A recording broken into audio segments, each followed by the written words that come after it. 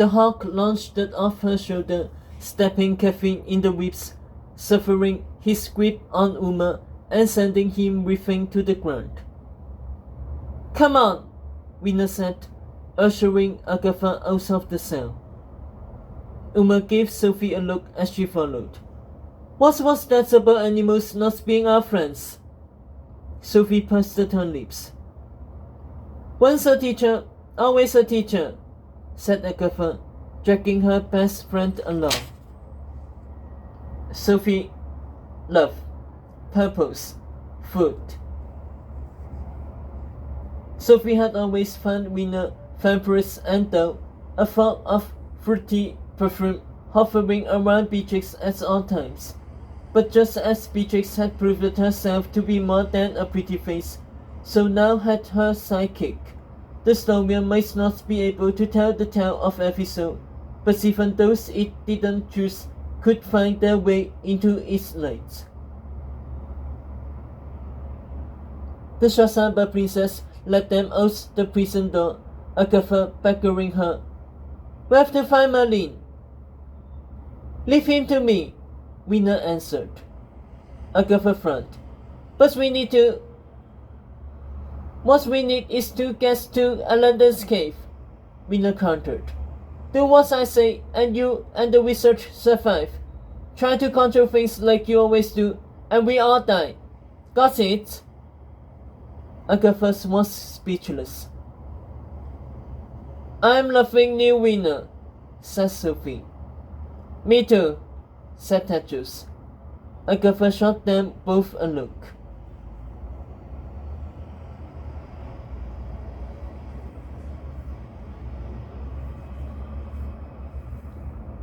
Winner, meanwhile, was locking the door to the prison, sealing her brother and guards inside, along with her palace hawk, who would keep an eye on both.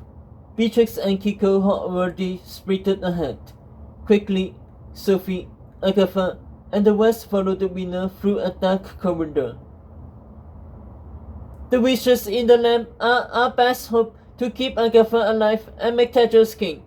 We just have to make the right wishes," the princess explained.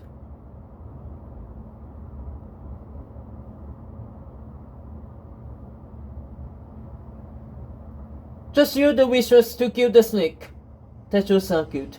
"Wish 1, wish 2, and wish 3.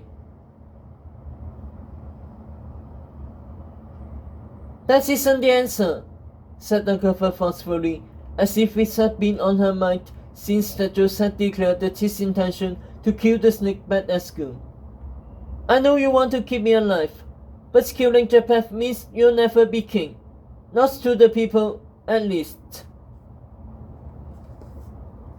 "She's right," Sophie agreed. "Use magic to kill your opponents, and the woods will have even more reason to believe Japheth was the lion and you the snake." "There has to be a better answer," said Agatha, "and we have to use the wishes to find it." "But how else can wishes make me king?" said Tedros. "Second test is to kill you. That's not going to happen. Whole woods knows it. How can a genie change that?" "Listen up," said Winner, halting in a dark corridor which led into a palace wing. "Agatha, take Tedros, Hot, and Uma to Pasha Dunes. Mostly Sovereign claims there. They won't bother you. Find a pub called the Mirage. The rest of our team will be waiting." "What team?" asked Agatha, but now they could hear footsteps in the distance, marching in unison. Winner spun to Sophie. "You come with me." She shined her finger glue at 2 sets of red and gold robes put on the floor. Kiko's and Beatrix. Winner thrust in on Sophie. "Put this on." She grabbed Sophie by the wrist, dragging her into the light. "Wait," Agatha whispered, yanking Winner back. How are the rest of us supposed to get out of the palace? Same way you got in, Rena said.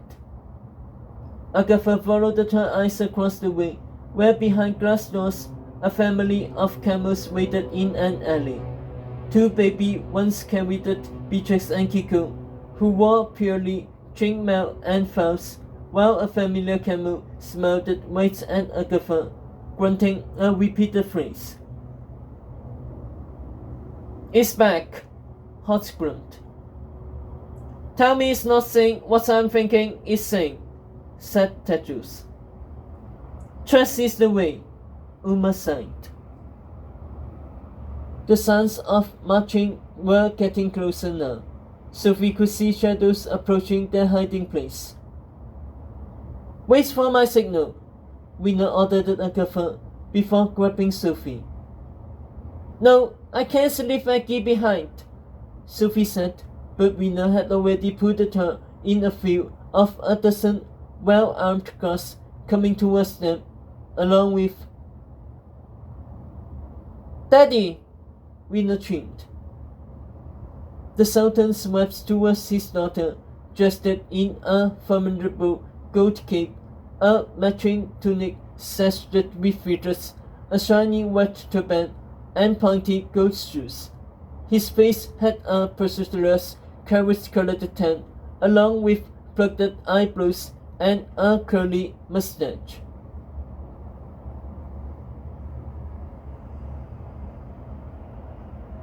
Where are your guns, my child?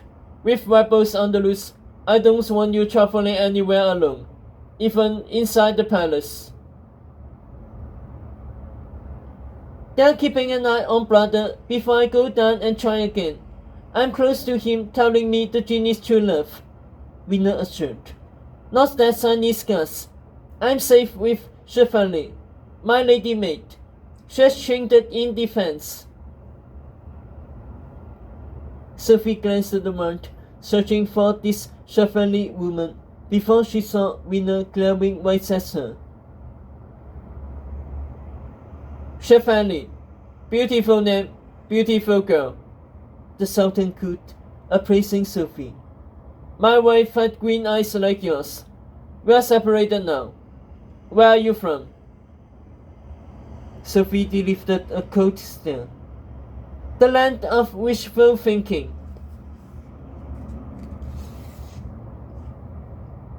Is that in Uti? The Sultan asked. He noticed his guards hovering behind. Leave us, he commanded sharply. The guards dispersed. So tell me, Chevalier, the Sultan asked, shepherding her ahead. What do you think of my palace? Behind him, Sophie could see Rena guiding Agatha, Tedros, and the others out of their hiding spots towards the waiting camels. Rena mouthed at Sophie, pointing at her father's sash. Get the compass! Sophie sucked in a breath. It was up to her now. Luckily, she had experience in dealing with disabled men.